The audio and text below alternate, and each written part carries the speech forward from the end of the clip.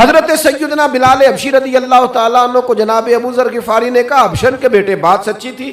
حضرت بلال کو تکلیف ہوئی، کونے میں بیٹھ کے روئے، اور غلام روئے اور آقا کو خبر نہ ہو، تڑپے جو ہم یہاں تو مدینے خبر گئی۔ حضور علیہ السلام پتہ چلا، محبوب نے ممبر سجایا۔ حضور کی عادت تھی نامینیٹ کر کے اصلاح نہیں کرتے تھے، بائی نیم نہیں، نامزد کر کے نہیں، اوورال بات کر دیتے، سمجھنے والے سمجھ جاتے۔ حضور فرمانے لگے لوگوں کو کیا ہو گیا ہے، میں نے تو جاہلیت کی ساری باتیں پاؤں تلے رون دی تھی، ابھی بھی کہتے ہیں بلال کو حبشن کا بیٹا۔ حضرت ابو ذر غفاری کہتے ہیں باقی تو کوئی نہ سمجھے تو میں سمجھ گیا۔ بڑا مشکل ہوتا ہے مجمع میں اٹھ کے معافی مانگنا۔ ہمارے ہاں بعض لوگ معافی بھی اس طرح مانگتے ہیں کہ یوں لگتا ہے گن بھی ساتھ پکڑی ہوئی ہے، معافی دو ورنہ گولی مار دوں گا۔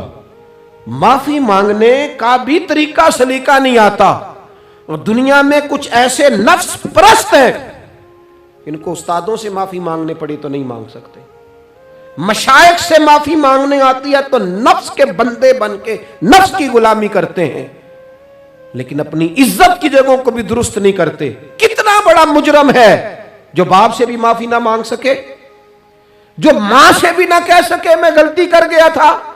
اتنی بڑی نفس پرستی، تو نے آقا بنا لیا اپنے نفس کو اپنا۔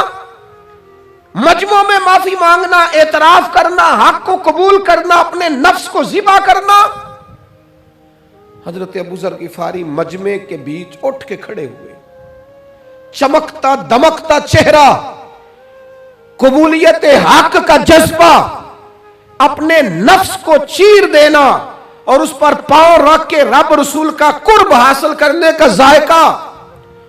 جناب ابو ذر غفاری حضرت بلال کے قریب گئے اور پھر ان کے سامنے لیٹ گئے، رو کے کہنے لگے حبشن کے بیٹے اٹھا اپنا پیر اور رکھ میرے سینے پہ، میں اس قوم کو بتانا چاہتا ہوں کہ تھا تو حبشن کا بیٹا، پر جب سے مدینے والے کا کلمہ پڑا ہے کائنات میں عزت والا ہو گیا ہے۔